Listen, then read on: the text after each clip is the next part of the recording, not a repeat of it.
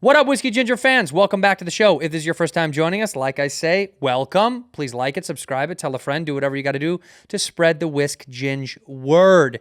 Very excited about the episode this week. One of my favorite humans in comedy, one of my inspirations, my idols, my comedic heroes, a dude who I look up to both on and off the stage. He's incredible. So I'm very happy to be in his presence and consider him a friend. So it's incredible for me. I hope you enjoy it. As far as stand-up goes, what do you want me to say? I don't know, man. People aren't wearing their mask. What's the deal, dude? Wear your mask. Wear your mask.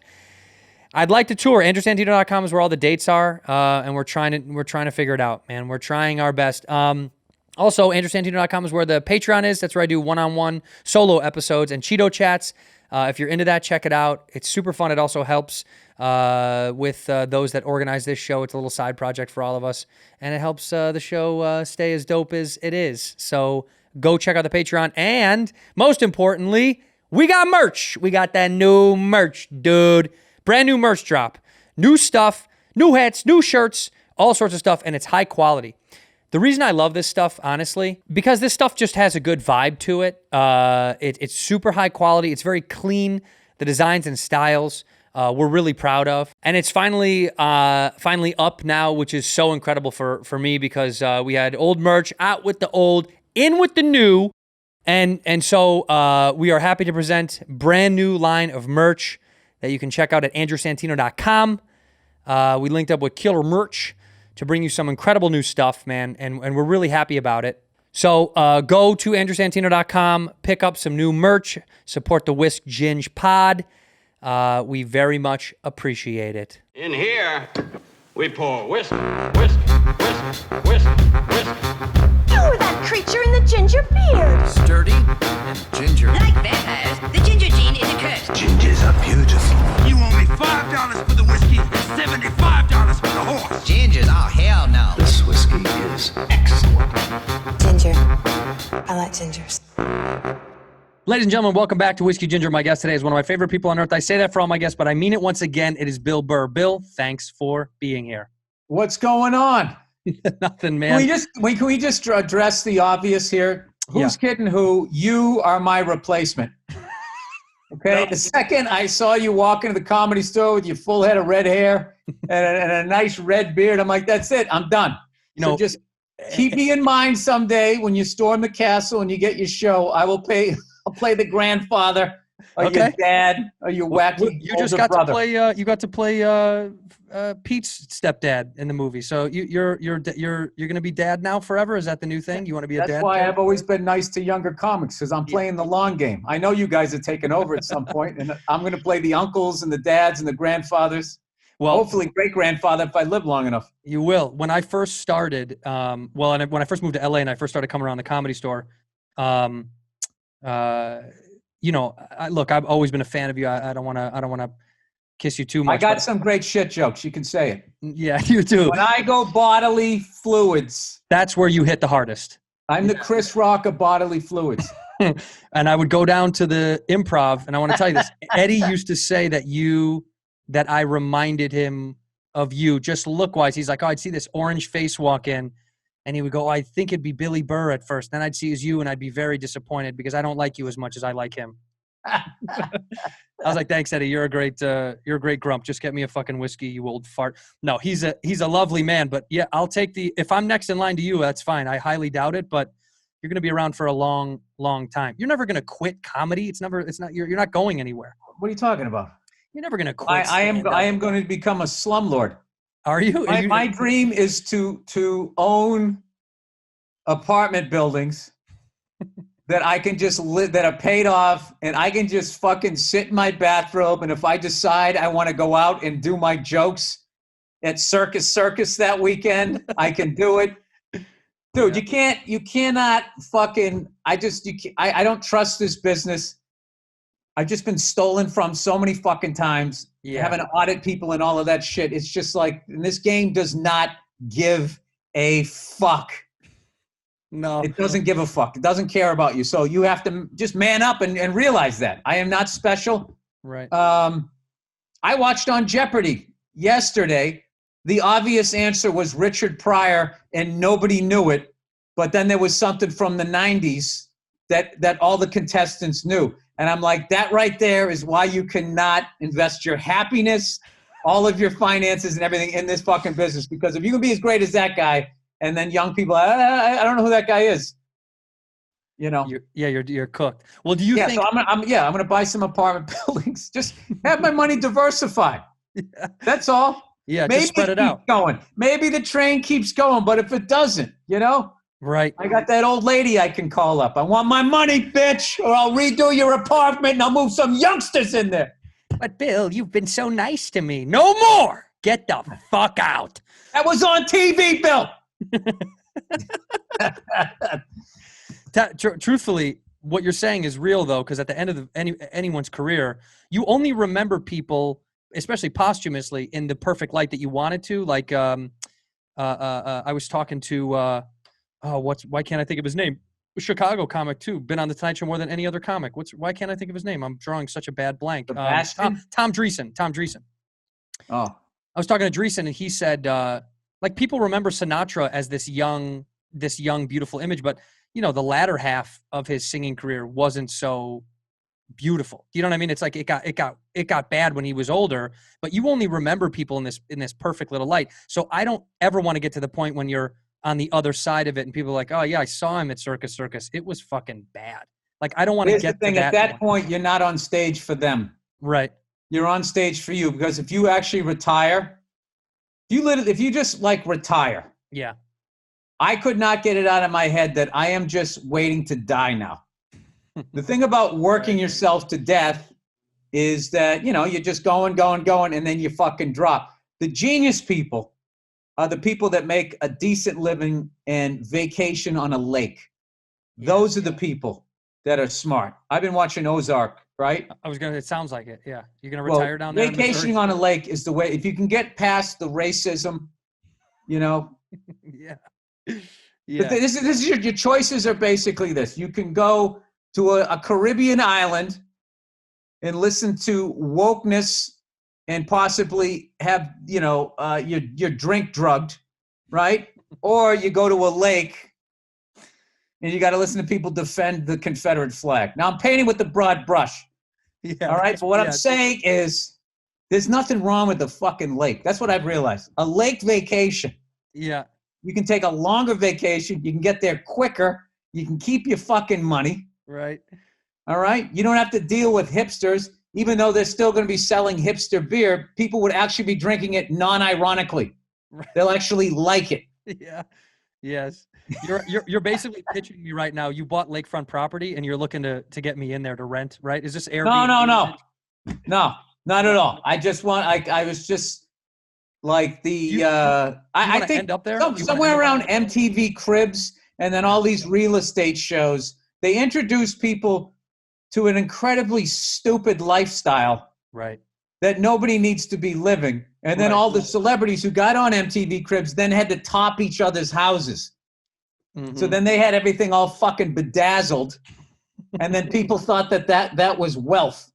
Right. And the reality is you especially during this pandemic, you can live like, I was joking with a buddy of mine the other day. He actually texted me, Dave Kushner, he does the music for F is for Family. He goes, what's funny? He goes, I realize that I only really wear 3 shirts. And I said to him, that's what happens on vacation too. The rest of your wardrobe, I think, is for your close friends. So you don't bore them. Right. They'll still want to hang out with you. So everybody's like, what do you think of this? Here's this little number. But in reality, you don't need all of this shit. So so what I found is the combination of being married and the existence of Amazon is the ability of somebody to just sit there and click and fill up a fucking house that you have no business filling up. So like I've drawn the gauntlet. I was like, this is the death house. We're dying here. So if you want to be the cat lady with the boxes up to the fucking ceiling, like we have, like we definitely have, like there's, I love it to death. You always got to say that because the way people fucking start inferring shit. Right. Just doing this for a comedic thing here.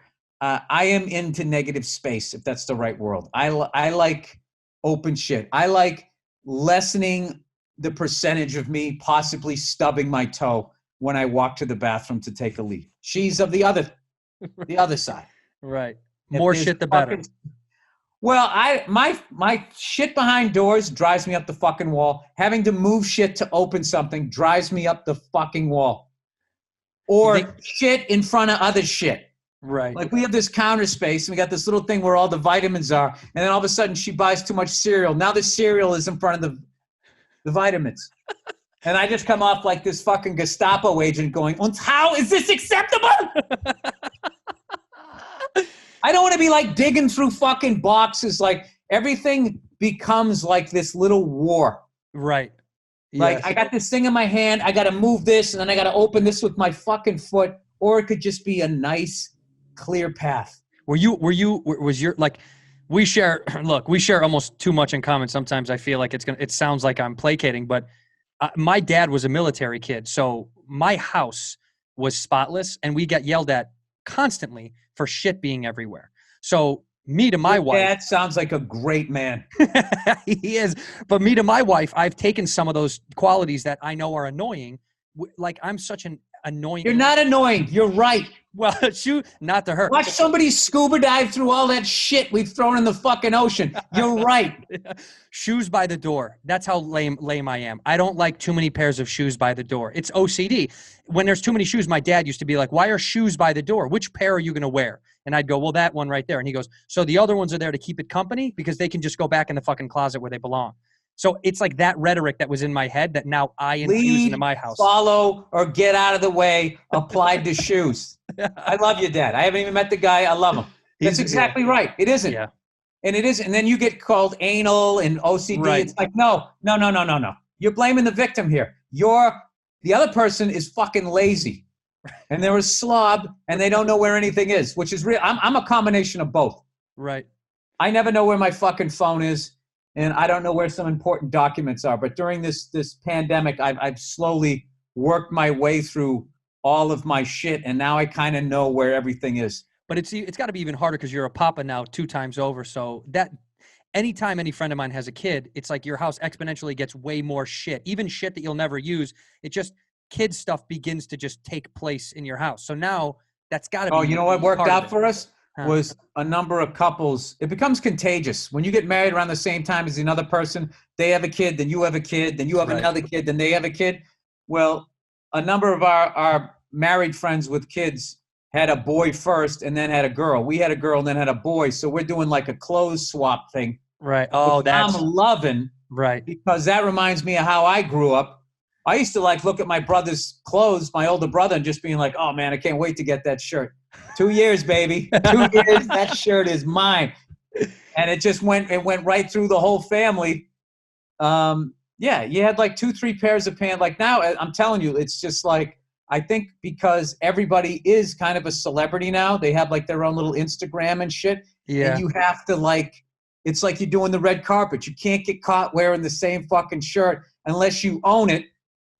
Right. Like Dan Katz over at fucking Barstool, where he always wears the same sport coat, which is fucking great. Yeah. No, I get shit. People talk shit about me a lot because you have the same complexion. I wear 3 colors. I usually wear blue, black, or gray. I don't wear, and I usually wear only the same few shirts. And I noticed the other day as I'm drying shirts, they're all gray. They're all tones of gray or black. Overcast. A lot of overcast. a lot of morning haze. Yeah, you'd be surprised what you can get away with. I bought into that for a while when I was growing up. You can't wear this, you can't wear that. We're not as limited as the pigment people tried to make us out to be. Well, it's more but they are right. Thing. They are right. It's more my thing though. There's something about I don't like. I think it's just growing up my mom would put me in like a yellow shirt and I would get just shitted on, and it was just like I don't ever want to wear. It's a coward color, man. You you have to have at least Mediterranean, that beautiful olive skin. You got to have at least that to get away with yellow. Yeah. Well, look. Okay. Or if you dress it up, if you're like some English gentleman, you got the whole fucking pocket square and all that.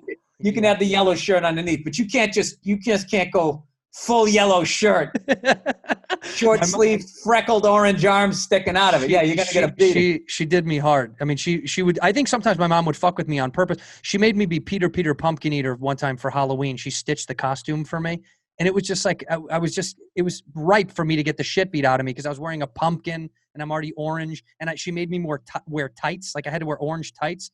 I mean, it was made you even more orange. Yeah, it was fucking so embarrassing. And I bought into it like it was a good idea. I'm like, yeah, I'll be a pumpkin. That's cool. And she hand sewed it for me, and I was happy that she was going to make me a costume. That was really what it was about. But I think she used to do shit like that just to fuck with me because she thought it was. I think she thought it was funny because my mom fucked with me constantly. That's like her favorite thing to do was to shit on me. She would bring up photos of me as a kid in outfits she used to put me in, and she'd laugh. And I was like, why is that funny? And she's like, you look so stupid in those blue pants. They're bright blue pants. And I would just wear, as a young kid, you wear whatever your mom buys you, right, begrudgingly. And she got a kick out of it. I was like, she's evil, man. This is her fucking with me. That's all it was.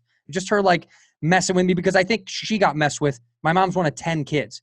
So all the brothers and sisters over there, all they did was berate and belittle each other. It was part of this Irish, that's all you do is mock each other, and that's how you gain any sort of weight in the brother-sister system. It's like, who could shit on each other the best? Yeah, get it off of you and put it on the other person. Well, right. I mean, after a while, you just learn that your parents were just hurt kids that had kids. Right. And then you just go, oh, all right. Hey, Yeah. As long as you tried to fucking do a better job, I think I don't know. How many brothers and sisters do you have? I don't know. I got a lot. You got a bunch. Yeah. Does your family love the show? F is for family. Like, is your family super happy? I don't know that any of them have watched it. Really? Shut up. I think they've watched it, and dude, I come from this weird dynamic where we are a loving family, but all loners and just do our own thing. Huh. We just do our own thing. And everybody's like really successful at what they do, and it's all completely different. Right. And so, yeah. But you're not sure. Like my parents haven't watched it because they can't figure out how to get on Netflix, and I'm not going to try to explain it to them. Right. All right. And but I mean, if they watched the show, they wouldn't be like mortified, like, oh my God, that is us, because it isn't.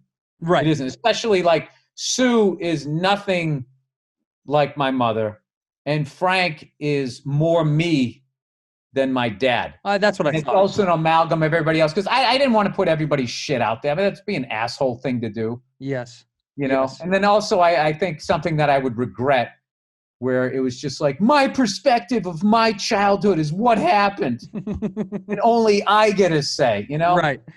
Right. There's obviously a difference between what actually happened and your account of what happened. And even if you stick some of those characters in there from real life, it doesn't do it any justice because they don't get to tell their side of it. So it's like, well, that's, one little baby angle that you have. Right. Which is, what goes on the internet is everybody's is just fucking looking out their own head. Mm-hmm. And like, your experience is so much more vivid than what's actually happening. Like, say that the circle's like this and you're a little sliver. You're looking at the stone from this way. That is truth. Everything else is fucking bullshit. And that's just, and the hardest thing in the world is to fucking figure out that someone else is on a different part of the circle. How are they looking at it? And to get out of your own bullshit and be like, okay, what this person's saying has some validity. Right. It's also biased because it's 100% their experience. I'm not saying you just fucking lay down for the other person, but you really have to have, I believe that's called some form of empathy, which is completely what is fucking lacking on the internet and on news. It's why I don't watch the news. My wife had on CNN this morning, and I almost blew a gasket like 5 minutes in, where they were shitting on Trump for politicizing COVID, while they, from the get-go, politicized it. From the get-go, no matter when he started to warn us, no matter what he did, it wouldn't have been soon enough. And he might have fucked up. I don't know what. But there's no fucking way CNN wasn't going to say that he fucked up. So immediately, they drew this fucking line. Immediately, people on the right are going like, oh, this is the next thing that they're going to try to use to get this guy the fuck out of there. And then it became Hatfields and McCoys. And then that's why you now have the mask wearer versus the non-mask wearer. I wear a mask. Oh, you voted for Hillary. I don't wear a mask. You're for fucking Trump. And it's just, and then meanwhile, you have scientists in the fucking middle who we should be listening to, not these fucking idiots. Right. Who are borderline un-American and treasonous, the way that they divide people for their ratings to get their fucking money through advertising and all that. It is absolutely like, it's I can't even know the fucking words. Well, do you know what? And make Nebraska mad at Carolina, California, who's fucking mad at Georgia, who's pissed at New York. Like, you watch this shit now, how COVID cases have gone down in New York, down below 1,000, and Florida is up 5,000. Now you watch how the left is going to be condescending. Oh, that's because we're the smartest city, you know, and we our fucking pubes are fucking blue, you know what I mean? Yeah. They're going to fucking do that shit, and all they're going to do is piss people off in Florida and make them more fucking defiant because everybody's looking at the marble from where they're fucking sitting at it, and they think that, you know, and then they're getting fed a bunch of lies. Yeah. All these soy boys who want your fucking kids to transition and all this horse shit. Yeah. Well, do you know it's what horseshit? And then meanwhile, in the middle are all these fucking mom and pop places that you're just going to slowly watch go out of fucking business because everybody is fucking worried about red ties and blue ties. It's the dumbest fucking thing. I just wish both of those news channels, I just wish everybody would just walk away. They lose all their ratings and they just go away. Right. And you go back to a bunch of different points of view. Right. And, you know, there's a reason why media used to be regulated. There's a reason why fucking banks used to be regulated. There's a fucking reason for that. Right. And now they're not. And this is the result. This is the outcome. Do you know what the term Schadenfreude is? You know what that is, right? You've heard of Schadenfreude? I'm mostly German. Yes. Yeah. I know exactly what that is. But this is, I talked to a friend about it the other day. It's like, Schadenfreude seems like a hyperbolized concept that you're like, oh, can society really collapse because of their selfishness over other people's and their indulgence in other people's losses or defamity or negative talk? And truthfully, that's what it feels like. It does kind of, I'm not saying there's the collapse of society, but it does feel like people are getting off more than ever on other people's I told you so's. Like, that's become this huge stroking contest. Who can I told you so the most? I told you it was going to go up. I told you. It's like become this. I feel people feel so indignant now to prove that you were what they thought or whatever. And it makes them feel so heroic just to shit on other people and watch other people burn. It's a fucking bummer. It's become a weird bummer. And no one wins. That's what I know. And then the sad thing is that there's great people in every state. There's great conservative people. There's great liberal people. There's just a lot of great fucking people out there. And it's not like, and I actually think that I know a little bit of what I'm talking about because I've traveled the country for almost 30 fucking years. Yeah. So, and when I watch CNN and Fox, I can't relate to what they're talking about. I'm like, this is not what's going on out there.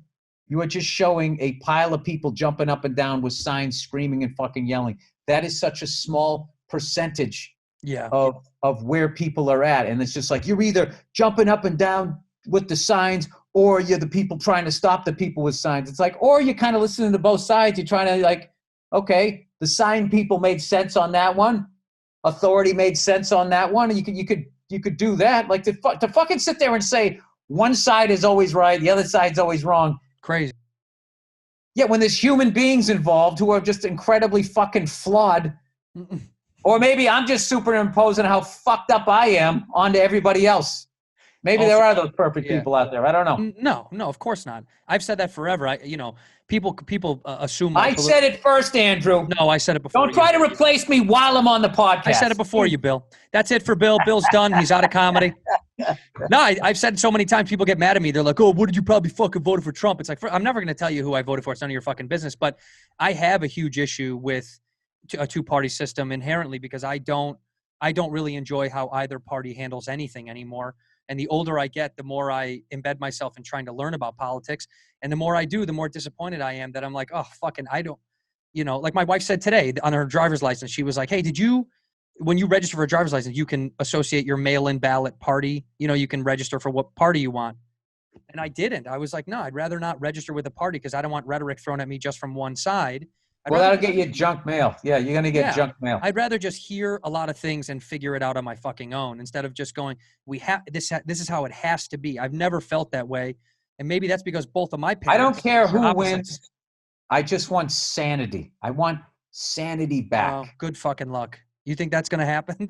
We're fucked. We're so beyond any sort of calm. But I don't think most people are like these idiots you're seeing on TV. I just don't think that. It's like I watch sports. Yeah. Okay. I would never call in a sports talk show. Never. And when I listen to these fucking lunatics, some because they're idiots and others because it's like, oh my God, I thought I had no life with this shit. Right. How do you even know these stats? And people who don't listen to sports as a casual whatever going through, if they listen to that, if their idea of what a sports fan is the fucking lunatics that call in the show, like I don't think that's accurate as far as my experience. Right. Going to all these ballparks, sitting in the bleachers, drinking beers with all these different fans around the country. And I feel the same way when I watch the news. Yeah. It's like people who watch the news and shit, but lunatics who actually get on and become guests and shit like that. There's something like they went in, they got like neck deep and now they're going under and they stop sounding, sane's probably too big a word. You always got to be able to be swayed. Yes. A little bit. Yeah. Especially in a fucking relationship. At some point, if your wife makes a good point, you got to be like, all right, you got me on that. You got me on. I got it. And and because if you don't and you fight him every time, then the builds resentment. They're just like, anytime I come at you, you're going to be foaming at the mouth. But if you actually say, hey, that's a good point, I'll work on that, then the time when you do push back, they'll actually listen like, well, all right, this must mean something to them. At least that's the fucking theory. No, it's correct.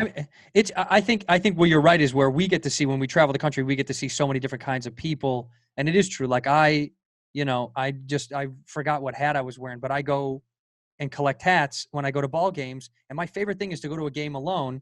And I usually just sit next to people and start talking to them. And oh my God, you are my replacement. Yeah. Why is that? Do you do that? Do you like to do that? I do. I did that in every I have somewhere in one of my hard drives around here. I'm going to find them. I have a picture of myself in front of every major league ballpark by myself with a stranger holding the camera. I'd be like, hey, can you take a picture of me? In front of the Kingdome, the Astrodome, the Superdome, all of the domes. Did you hit every park in the United States?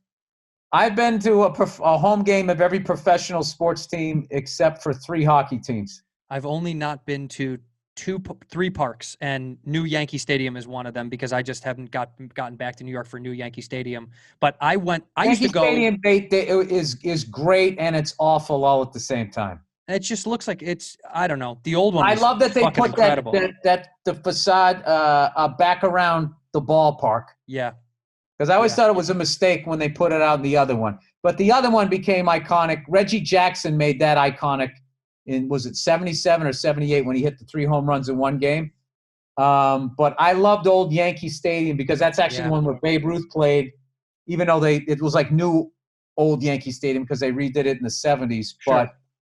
But the new one, they got a little they brought enough of the old back that I loved. But the outside and like I said, that old school facade going around the infield out to the outfield. But then they did dumb shit where they had like a chef behind glass carving steaks. Yeah. And then they made the seats way down below so fucking expensive that even during playoff games, they're like empty because it's just, celebrities and shit with hookups below, just gorging themselves with food and not giving a fuck about the game. And as much as I, hated the Yankees, like there was nothing like the sound of old Yankee Stadium in October when I don't know what it is, like MLB puts more microphones there. Yeah. And I used to just get like fucking goosebumps. And it was the weirdest thing where I moved to New York and I was there for so long. I watched so many Yankee games rooting against them. Right. That I started to know that ballpark the way I knew Fenway. And then meanwhile, Fenway was getting totally redone, especially out in right field. I don't even know what the fuck that is. I get lost when I go out there. There's like a mall out there or some shit. Right. That I actually started to know, that's the old one. The new one, now that they have the new one, I don't know shit about that one. I just went in there and I thought it was beautiful and the sight lines were great. But then there was just too many reminders of how much money they had, which I thought was tacky. And I really thought they kind of did what the Lakers did, where the Lakers priced out their old school fucking, I remember when Kareem got traded to the Lakers, they pushed that guy all the fuck way up. It's like 3 layers of luxury boxes. They're all the way up there. If you get up there, you'll meet some fun Laker fans. Yeah. Yeah. Once again, as a Celtics fan, right? I mean, that's our big rivalry. But if you're down below, it's just, I don't know what, it's corporate, it's celebrities and all of that fucking shit. So it's just the price points change so much because they invest so much in these new fucking monstrosities. When you fly back into LA, you can see the new football stadium, and it's supposed to be a technological fucking spaceship. I mean, it's so futuristic. It looks amazing, yeah. It does look incredible, but like they're going to have to supplement that with higher ticket prices, with steak carving behind fucking glass. It's like that's become the future that I've somewhat accepted. As a Chicago kid, they for years said they were going to knock down Wrigley or build Wrigley somewhere else, and I'm so happy that they didn't. I know they have a lot of complaints, and I know can't. Yeah, they can't. I hope not. It's like what I always heard Ebbets Field was like, where the ballpark used to be a part of the neighborhood. Yeah. Now it's like this off on its own giant mall-looking thing. Right. Where I actually watched Game 7 of like the 1952 World Series. I've been watching all this old sports where it was like I think it was 52. Like Mickey Mantle was a rookie. Oh wow! And he comes up bats left-handed, hits a home run to tie it. 2 innings later, gets up right-handed, hits a single, drives in a run, and the guy said, "Magnificent Mickey, the 20-year-old rookie." And at that point, it was just like, oh, yeah, good luck, buddy, filling Joe DiMaggio's shoes.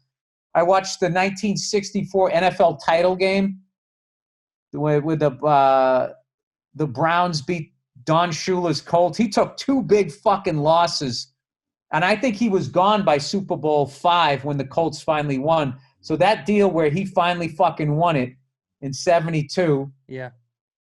And they went undefeated. And he also played on the Browns in 52 and 53, back-to-back years when they lost to the Lions, and then his career was over. So as much as the Browns went to the title game every year from 1946 to 1956, the first 4 years were in a different league. Like Otto Graham was the first Tom Brady. Do you think anyone will ever associate that, to think that he was as good? As far as being a winner, and Lou Groza was the first Adam Vinatieri. Because what was great was the NFL called the All-American Football Conference, they called it a Mickey Mouse League. And Paul Brown, who if you read anything about Paul Brown, that is Bill Belichick's guy.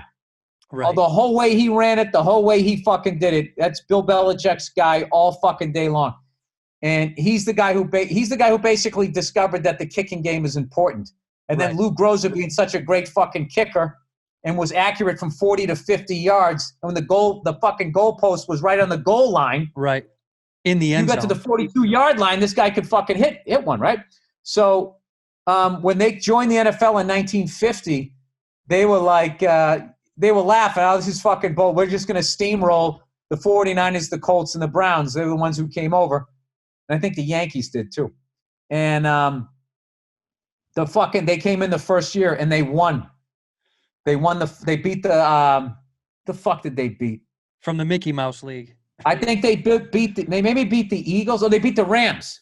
I think they beat the Rams or they beat the Eagles. I forget. But it was like watching modern day football where they were down with a minute 48 left and Otto Graham, 2-minute offense like Brady, drives them right down, and then Lou Groza kicks it with no time left to fucking beat him. And the Browns fans actually argue from back then that that's why the NFL they call that 1958 game the greatest game ever, as opposed to 1950, because that was the new Colts, the NFL Colts, because the first one folded, versus the Giants. So it was NFL teams. This is the one that put it on the map. They didn't want to admit that some fucking team from like the XFL came in and fucking kicked the shit out of their champion. It's really interesting. And how much, like the Bears were the 1940s, while the Browns were doing something. And then in the 50s, it was the Browns and the Lions. And then the 60s was the Packers. And then they just started they talk about NFL Films On seems to be Super Bowl I and on. So all of those great teams just went away in everything that they did. And it doesn't make any sense to me where they act like the Eagles won their first fucking title when they beat the Patriots. It's like, no, they won in 48, 49. They won in 60. I don't know if they won before that, but they won the fucking thing. If you're going to count Babe Ruth's titles in the 1920s, why can't people in Philly count those NFL titles?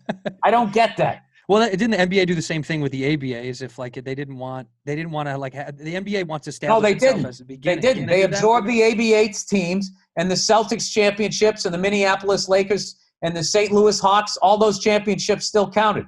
They counted, but people don't really reference them, do they? There's a difference between referencing and counting. Because referencing is like people don't reference Richard Pryor now, evidently, on Jeopardy. They don't know who the fuck he is. It doesn't diminish what the guy did. Sure. Still the greatest fucking comedian of all time. Yeah. Babe Ruth is still fucking Babe Ruth. Just because young people don't know who he is, they still did. But what I'm saying is the NFL literally doesn't even count them. Right. And looks at the Steelers with 6 titles and the Patriots with 6 titles, like we're the Celtics and Lakers. When in reality, the Green Bay Packers, who've won 4 Super Bowls? Yeah, 4 Super Bowls and like 11 NFL titles are the Yankees, Celtics, Canadians, or whatever of the NFL. Do you think if they got rid of kicking, would you be pro that or you're against that? You still think kicking should always be in football? I love kicking. You do? I love it. Oh, I'm the opposite. I don't think kicking should exist anymore. I mean, especially coming from a city where we've had so much bad luck and good luck with kickers, and there's never an even balance. Like Cody Parkey basically just blew an entire. Well, I think all of today's coaches, so many of them grew up playing video games, right? So they that's in them, and then they also because the so many rules were made. Jim Irsay to fucking make the passing game. Jim Irsay because he couldn't beat the fucking Patriots. Jim Irsay. So many of those fucking rules, and plus offense sells. Yeah. That this shit that people do, both in the fucking NBA now and in the NFL, that if you did that, you'd be benched or you would lose your job as a coach. The amount of times you watch an NBA game and you'll see a 7-footer just launch a three with nobody underneath and clang it. It was just right there. I mean, you were on the bench. I remember I saw Allen Iverson his rookie year at the old where the Clippers used to play. What the fuck was that place called? At the Coliseum? No, it wasn't the It was right next to the Coliseum. I already forget. It was a beautiful dump. Yeah. One of Bruce Springsteen's favorite places to play, by the way. He actually went out of his way to play there. Bob Cousy played his last game there, beat the Lakers. A lot of fucking history there. All of those Bill Russell, Wilt Chamberlain, Laker fucking battles happened in that building. But I saw Allen Iverson there his rookie fucking year. Biggie Smalls in the crowd on that LA trip where he got whacked, right? And Iverson was showing off to the celebrity crowd. This is before he had the cornrows. He had the afro, right? Yeah. He threw a fucking half-court alley-oop, and he was just out of the game. And here's the deal. Nobody was there to watch the Clippers. So after like 10 minutes, people start yelling, hey, where's Iverson? Right. Where's Iverson? I just remember this old white dude, old fucking, just little rooster fucking neck and shit. He's like, on that bench where he belongs. And that was, I feel like your younger generation is like, all the things that you guys want to happen now happens. My generation, we yelled it from the upper deck. Go for it. Fake punt. All of that shit. And they would never do it. Right. They would never fucking do it. That was super conservative, the draw play and all of that shit. And if somebody did like a fake punt, like I swear to God, your fucking team would do that like once every 7 seasons, it seemed like. Right. It seemed like a long time. Or go for it on 4th down. Why don't they fucking go for it? They never fucking go. They would never go for it, especially in your own end. Yeah. And if you ever went for it on 4th down when I was growing up in football and you didn't fucking make it, you were on the hot seat. You better win the next week or you were selling your house and going back to fucking college ball. So I think now, I don't know, but I love the kicking game and the drama that it adds and the way it extends the field. Where if you got rid of the kicking game, you realize if somebody's on the 40-yard line, you're 40, their threat to fucking score is still not that bad. Well, let me propose it to you. Let's say you do. So here's what you do. When you score a touchdown, what I would say is instead of a kick for an extra point, you can do the 2.2 or 3-point conversion, and you divide the points up by passing or throwing. Or running. Running is worth less. Throwing is worth more, right? And you can put it at a different yardage point if you want. Why? Throwing's easier down there? I imagine Let throwing. me ask you this, just I out think of red zone curiosity. throwing. I think red zone throwing is a little bit easier. Yeah, especially if you can stack one side of a ball. I think it's a little bit easier, depending on what yard you're at. And then if it's on your side of the field. And Wait, weren't you the quarterback for the Bengals for a couple of years? You kind of look like that guy. Yes, I was. Here's my question that I have for all young sports fans, just Sure. out of curiosity. Sure. How many points is enough points for you guys to enjoy a fucking game? All of it. We want all of it. Why? Let's get as many as we can. It's fun. What are you going to stop NBA from scoring 1,000 points? Fucking put a 5-point line in there. I don't care. I think it's more fun. The more points and the more scores is the more fun. It's an entertainment game. You know? In here, we pour whiskey. Ooh, it's summertime. You know what time it is, Whiskey Ginger fans. It's summertime. Please don't sue me for using that sample, by the way. But it's summertime, and you need to protect your eyeballs. Get some sunglasses, not just any. Go get Shady Rays. I love Shady Rays. I'm being genuine when I say this. I've lost so many sunglasses over the years, given them to friends, left them in someone's car, at the beach, at someone's house, at my house, lost them, stepped on them, broken them. There's so many ways to lose sunglasses and break them. It's ridiculous. Shady Rays are incredible polarized, stylish sunglasses that you can put on your face for an affordable price. And if you lose them or break them, they don't care. They'll send you a new pair. They're not going to ask you why. They're not going to interrogate you and send the feds to your house trying to find out who did you really lend them to. They don't care if you broke them and you lost them. They'll send you a new pair. They're incredible. They're comfortable. They have all sorts of styles that fit yo personality, baby. Go on their website, check out all their stuff. It is really incredible. I love them. They're comfy, and I like the polarization, you know? Hide behind the shades, whether you're just peering away from the sun or your eyes are drooping a little low because you're having some of that summertime smoke. Do whatever you got to do. Pick up a pair of Shady Rays. Go to ShadyRays.com. Use the promo code WHISKEY, as you know. Get 50% off 2 or more pairs. It's a great deal. Go to ShadyRays.com. Check it out. Use the promo code WHISKEY. Do you like the beats that bump? You know I do, as a big hip-hop head myself. I got to have some good earbuds while I'm cruising, okay? I travel the country all the time, usually. And when I do, I got to have some earbuds with me. And RAYCON makes incredible, comfortable, stylish, durable, and affordable earbuds that are at a fraction of the cost of some of the most expensive name brands that you hear of that are their competitors. But RAYCON cuts all that stuff out with high quality sound, really incredibly portable, simple, small. You can place them in your ear. They fit so snug and you can barely see them. And what you do see is very stylish. It has 6 hours of playtime, which is pretty continuous. If you know anything about wireless earbuds, that's really good. I don't know if you're running or working out for more than 6 hours, chill out. A bunch of celebrities have endorsed them, including Snoop Dogg, who knows a little bit about music in his ears.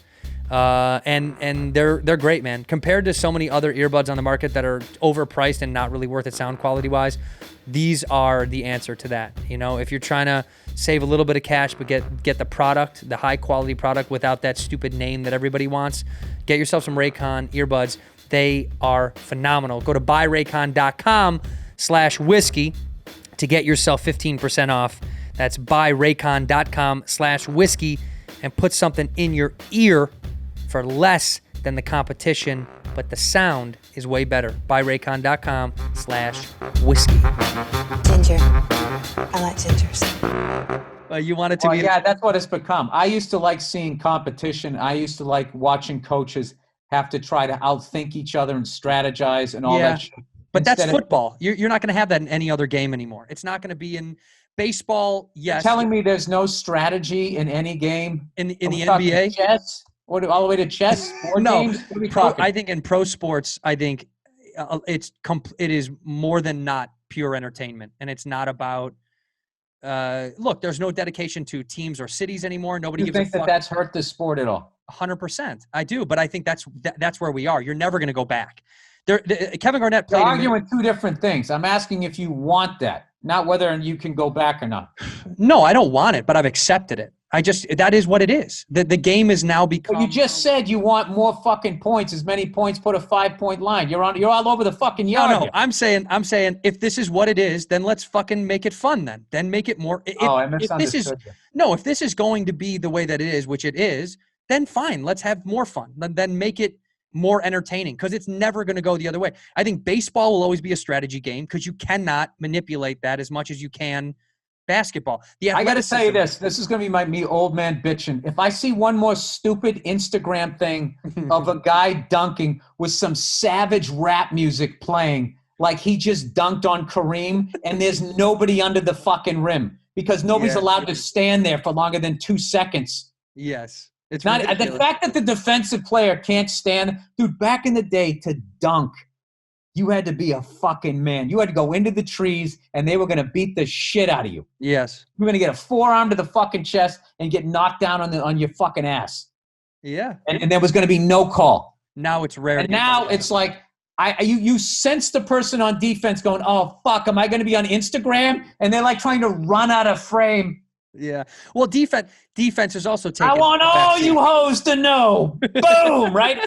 And people just act like they just.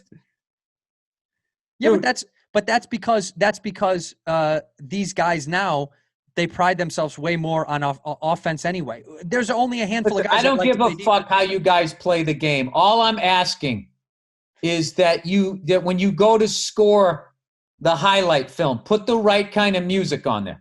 What music do you want on there? You You want Benny fucking remember when they used to run away in fast motion on the Benny Hill show? Yes. You want They should Benny have some guy on the other team slapping the guy's bald head as he runs out of the way so he doesn't get dunked on. Look, I'd rather the game be a tougher, stronger game. I mean, look, you probably watched The Last Dance. I grew up in Chicago in that era. I think the game's toughness back then was my favorite time in the NBA. My father won't even watch the NBA anymore because he doesn't like the way it's played anymore. He doesn't enjoy it, and I miss it. But I just know you're never going to get back to that because this is where we are. I understand it in football where, like, what was being done to receivers when they went over the middle? Insane. From the 70s. Oh, yeah, it was criminal. Fucking insane. I mean, in the 70s, it was fucking criminal. They had you could cowboy collar, right? You could still cowboy horse collar. There was a guy on the Raiders who his move was when you were away from the ball, he had like a cast on or whatever. And I even didn't have a cast. He would just wind up like a salt. He would just fucking slam you in this. He did it to Lynn Swann twice. Chuck Noll said the guy should be in jail. And the fucking guy took Chuck Noll to court for slander. Because his defense was Mel Blanc's doing it too, and they lost because he was. I think it was Mel Blanc, but they were doing it too. What the fuck they used to do to them was insane. But if you went back to the 1950s, you could hit a quarterback until the play was over. Right.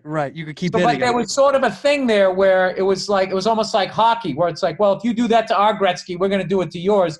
So there was a level of respect, it seems, but, every once in a while, people took fucking liberties.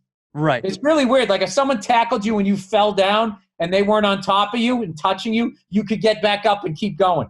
It was fucking wild. There's some wild shit. Well, then you also hear those stories back in the day. They used to, in the scrums, they would poke each other in the eyes or they'd put stuff in their gloves. People put, not icy hot, but something like that, like the menthol, and they put it on their fingers, so they put it in people's eyes, so it'd sting and burn your eyes and get your eyes all fucked up. And you heard about these like sneaky tactics all the time. I know that's fucked up, but I think that's kind of fun. I don't want. Guys used to put when the head slap was legal. Yeah. guys used to, when they tape up their hands, they put tacks or Oh, put like yeah, tacks. metal, Yeah, metal, so your fucking head would ring. There was just all kinds of gamesmanship, as it's called, unless it happens in New England. If it happens in New England, it's cheating. But all this gamesmanship, Sure. the shit that they were doing, it's like, and I got to be honest with you, I love gamesmanship. Yeah. I love the cork bat. I love a pitcher with shit on his neck or on his fucking hat. Yeah. I fucking love. Dude, Gaylord Perry used to come out there with like every condiment you could fucking think of in like 7 different nationalities. He had whatever you wanted. Right. You could have dressed a burrito or a fucking hamburger with whatever that fucking guy had on his goddamn jersey. And he threw a knuckleball. Right. I love that shit. Well, do you think baseball still has a lot of that old school purity? Because it still does have a lot of superstition in the game. That's why I think I love wouldn't baseball. say after that Astros, Red Sox, Yankees, whatever the fucking thing was going on there. That was like degrees of murder. 1st degree, 2nd degree manslaughter level, from Apple watches to literally a camera. But I do agree with Alex Cora where the fact that he had to come out and be like, I wasn't the only guy. I'm taking responsibility, but like he's the Oswald. They're just walking him out. He's doing the perp walk. Yeah. Like if you owned a baseball stadium, okay, and you got all those employees, is there any world where when the ballpark is empty, there's a guy drilling a hole into your center field wall and sticking a camera in there, and nobody walking around like, what the fuck are they doing over there? But don't you love that drama? I got to tell you. I mean, like, I love what the Astros did. I don't think it's cheating. No, I mean, look, because the Red Sox and Yankees for a 10-year period just eviscerated the bottom third of the league and fielded roided up free agent fucking teams that won all of these fucking championships. There in Houston, they couldn't compete. So they did what they had to do. What about the Royd era? Are you into that, like the McGuire Sosa era? Do you think that were you cool with that, or did you hate that shit? I'm only cool with it if everybody comes clean, and then you just have roided up stats for like. I actually think Barry Bonds was a victim of the roids era. How? In that he was the guy, and then all these other guys cheated, and then next thing you know, the president's calling fucking Sosa and McGuire. And then I just thought Barry Bonds was like, all right, here's me on roids. There's 73. Right. Then all of a sudden, he was the biggest cunt ever. Right. Yeah, and it's just like, he did it legit. And then everybody's looking the other way where these fucking people it's comical. Yeah, but the only reason how big these fucking guys got. Well, they got jokey big, but I still stand by the fact anybody that's a baseball fan knows steroids will never help you hit a baseball. That doesn't matter. To help you hit it farther. No, but what they do is your body is first game of the year for the whole year. Great. So there's no breaking down of your body. Good. They should all be that way because we break their bodies so quick, so young anyway. I mean, fuck it. Okay, all right. Well, I understand that, Mr. Rebel, but you got to make sure everybody's on it. And if they're going to start breaking the records of guys who all they did was fucking eat a bunch of coffee beans or whatever, or playing an all – I actually think the first roid era is the all-white league. You think so? In a way, yeah. It was just like – wasn't it cheating to keep the fucking Pedro Martinez's out of the league? And then all of a sudden a guy like me can be fourth in your rotation? It's not those upper echelon white guys. It's the pitching they were feasting on. Right. With like facing, 3 or 4 white guys every week, a week and a half, who would never even sniff the league. And then they get to avoid Satchel Paige, Josh Gibson, Pedro Martinez, and all of these guys. And then those upper echelon white pitchers only have to get through the white Babe Ruths and never have to move on to the David Ortiz's, Roberto Clemente's, etc. Yeah. I mean, I don't know. I think that's why you have all those softball league stats. I've said this I said this to Bert Kreischer. I know I'm repeating myself here. No, that's fine. That's fine. Bert, speaking of which, I watched him do a race yesterday on the internet, and he won. He's out doing shows. Are you giving him shit for out doing these drive-in shows, or are you all in support of this? I don't have a medical degree, so I don't know how safe a drive-in show. Drive-in show seems safer than at a club. No, I just mean as a friend. Are you giving him shit for going to do the tour? I mean, he's No, because people have not worked for 4 months. So at this point, Yeah. Sammy Hagar got all of that shit going. You're gonna have to open up the economy. People are just gonna have to die, and immediately, oh, you fucking rich ass motherfucker. And it's like, first of all, it was regular people that all started fucking running around and poking their heads out too soon. Fact. Yeah. So don't blame this guy. Right, and right. he's not just talking about his money. Okay? It's like the person with the mom and pop store goes under, and then that drags Sammy under. Because they can't go to his fucking show. What he's saying makes sense if you just get over your jealousy of the fact that he knows how to play guitar and can sing.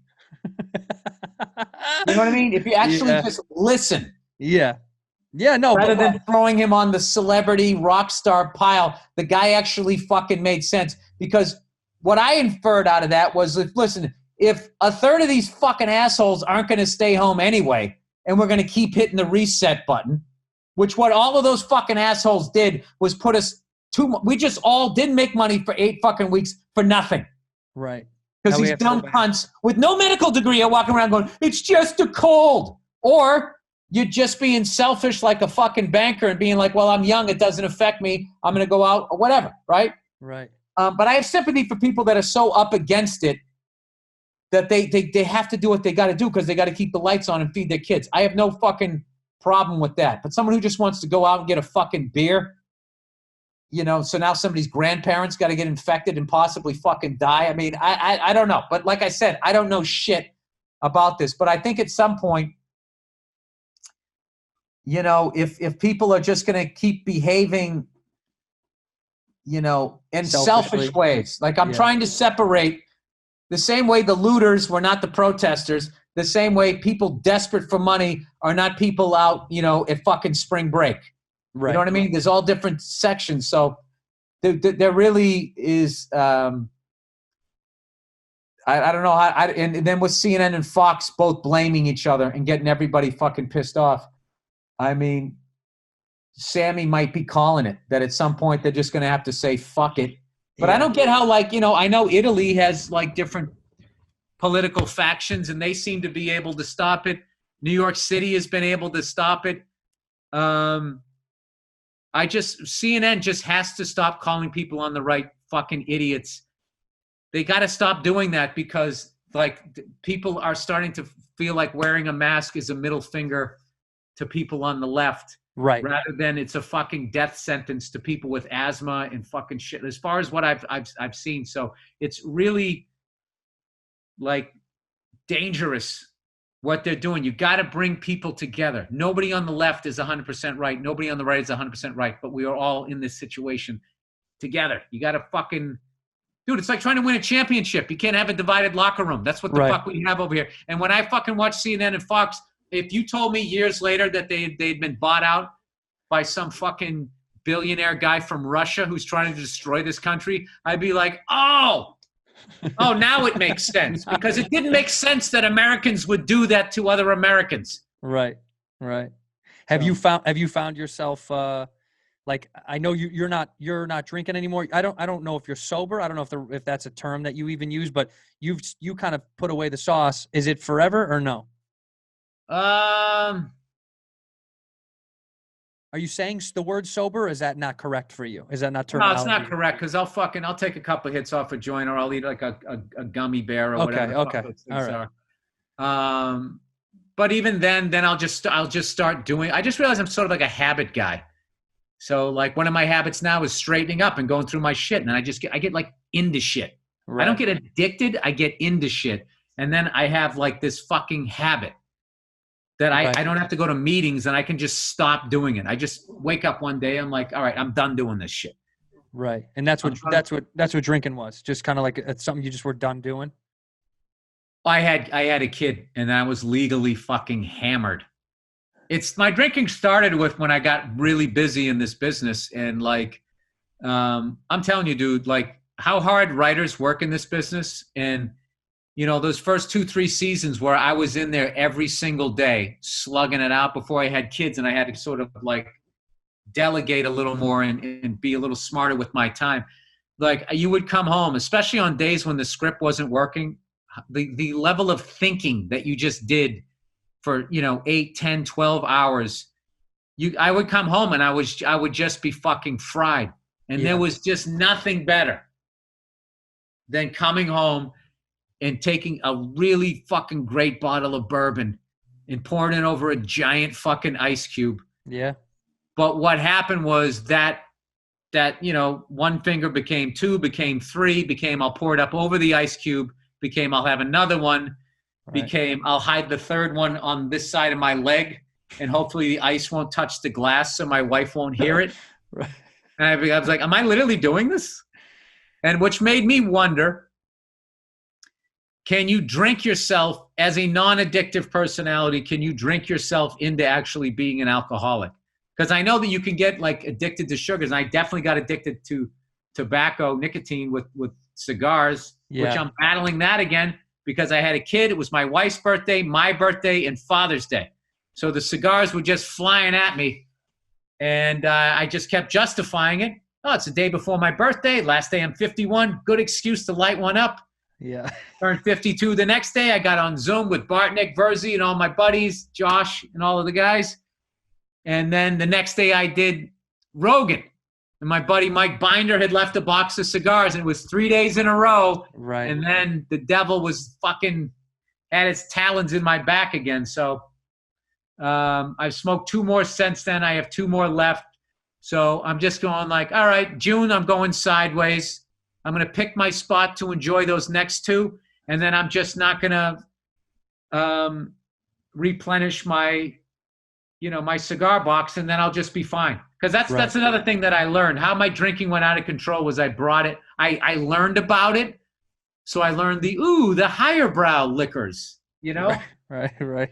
And then I brought the devil into my house. And back in the day, if I wanted to drink, I had to go out.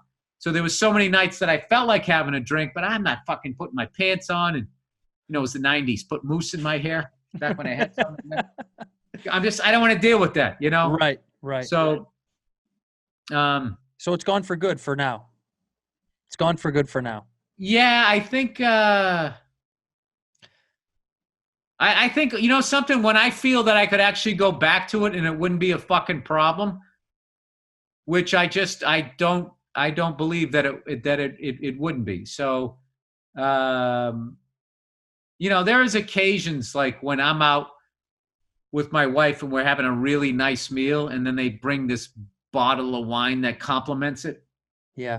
She takes a sip like, oh, that's when it's fucking hard. But, right. But I got to tell you, waking up in the morning, you don't have the booze bag face and you got a flat stomach. That's, it's fucking great up until about 5:30, 6 o'clock. Yeah.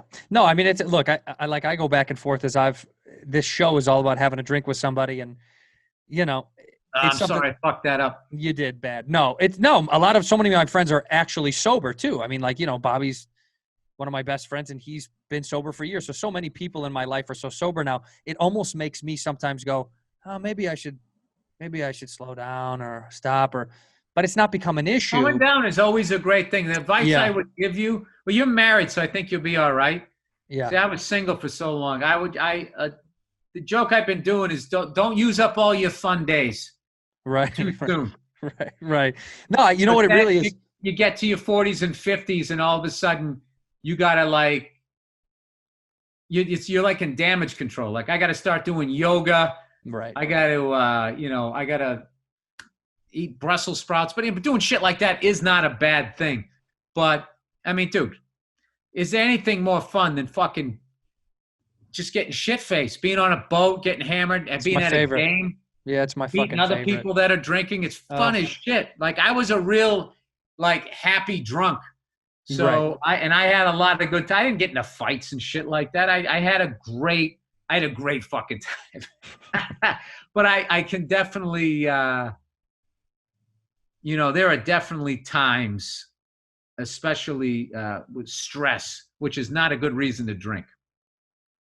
I definitely feel myself going like, God damn, I could but my brain immediately goes into not, I would like to have a drink.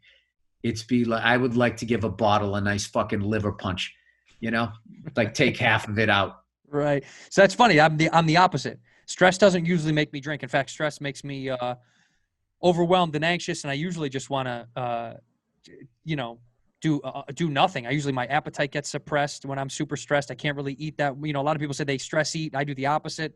And then for me, I usually love having a drink when I'm in a good mood, when things are positive, or like when we're going out to eat and I'm excited, we'll go out and her and I will have drinks. And it's usually only then. When I'm stressed or I'm depressed or I'm down, luckily, I never want the sauce because it just sounds annoying. It sounds exhausting.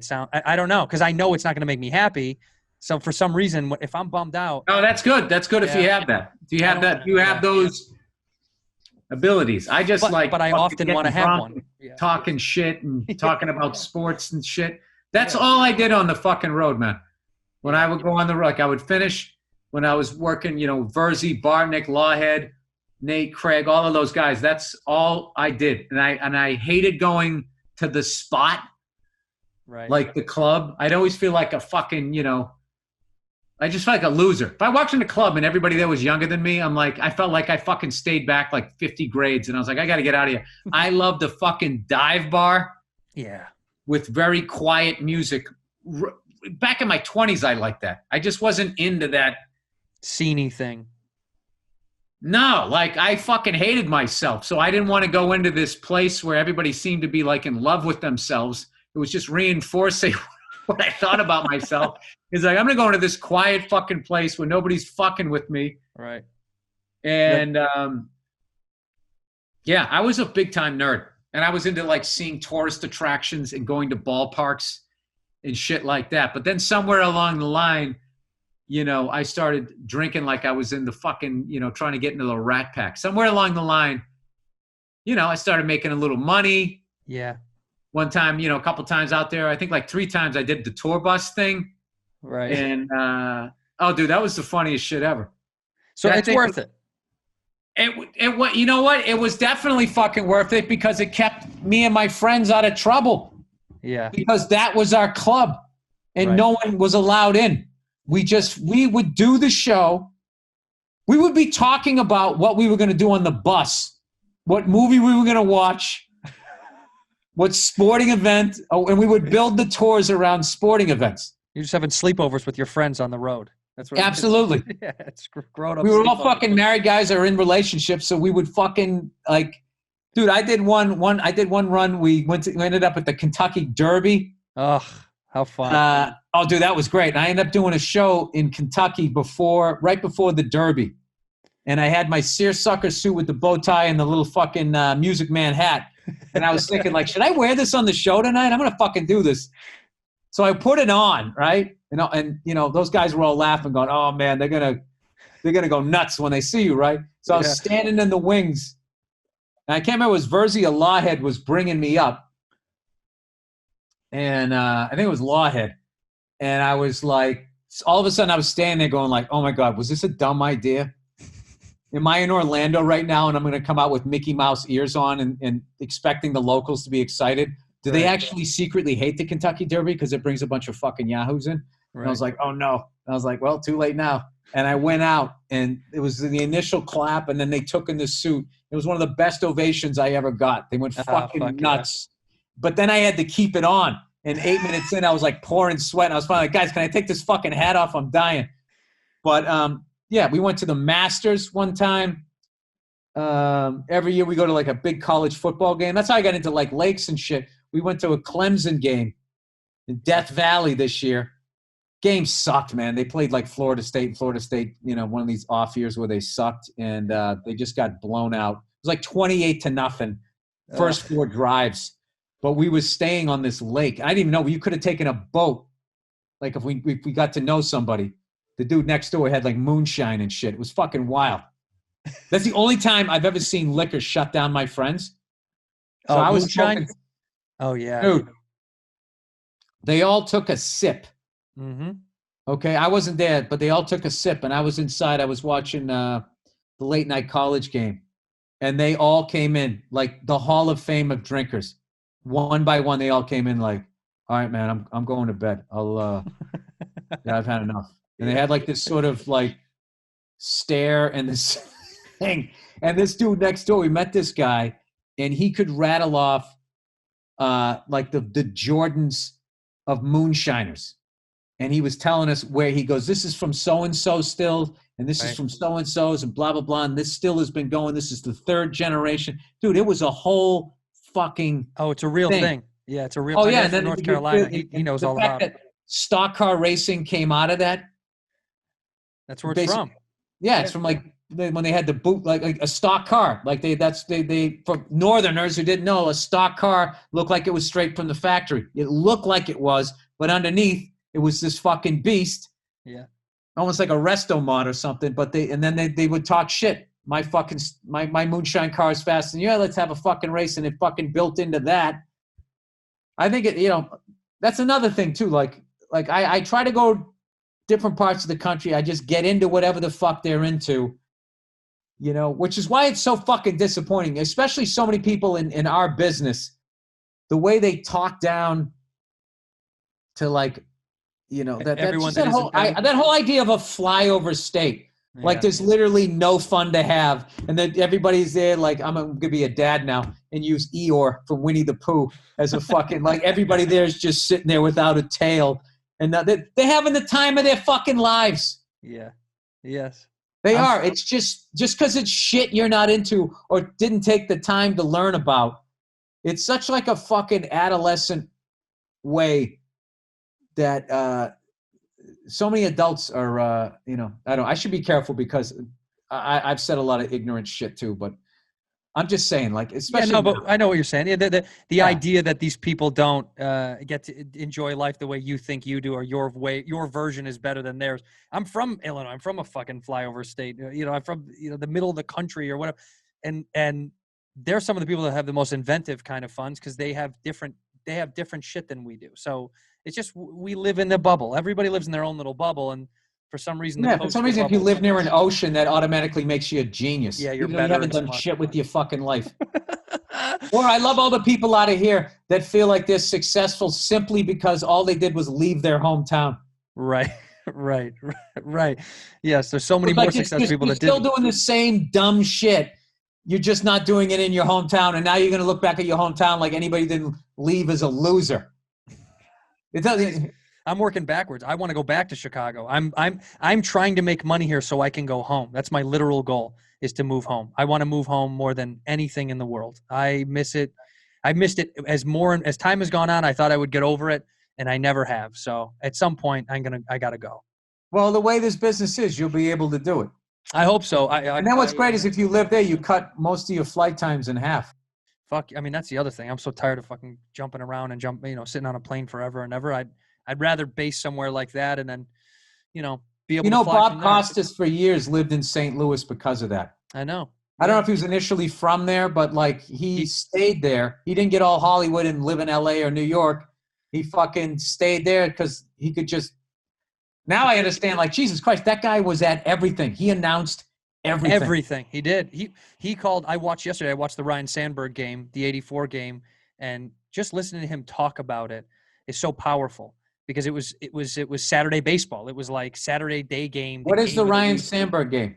1984. It was when Sandberg basically solidified himself as, a future Hall of Famer, one of the greatest Cubs of all time for hitting 2 home runs and a regular season game. It was a Saturday game of the week, so it's broadcast nationally. And Sandberg hit 2 home runs back to back in extra innings to win the game. And here was this tiny, skinny, a kid that basically was thrown into a trade from the Phillies, who they kind of thought was a joke. I mean, Sandberg was this like, sure, and give me the kid. It was like this bullshit trade, and would then solidify himself as arguably, in my opinion, one of the greatest Chicago Cubs, if not the greatest Cub we've ever had. I mean, the first time I went to Wrigley Field was sometime around then.